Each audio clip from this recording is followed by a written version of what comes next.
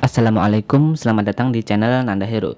Di video kali ini saya akan bagikan tutorial tentang cara scan aplikasi di Play Store. Nah, langsung saja kita menuju ke tutorialnya.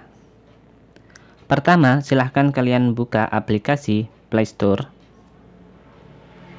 Kemudian silahkan kalian tekan ikon profile Play Store kalian. Kemudian silahkan kalian tekan Play Protect. Di sini status aplikasi saya tidak ditemukan aplikasi yang berbahaya.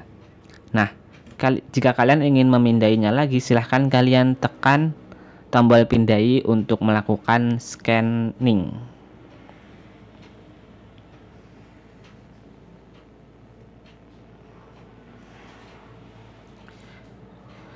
Di sini hasilnya tidak ditemukan aplikasi yang berbahaya.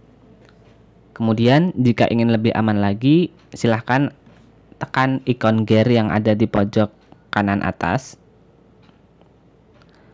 Lalu silahkan aktifkan pada pindai aplikasi dengan Play Protect. Kemudian juga aktifkan pada tingkatkan deteksi aplikasi berbahaya. Jadi setelah kalian selesai menginstal aplikasi, maka akan langsung dipindai.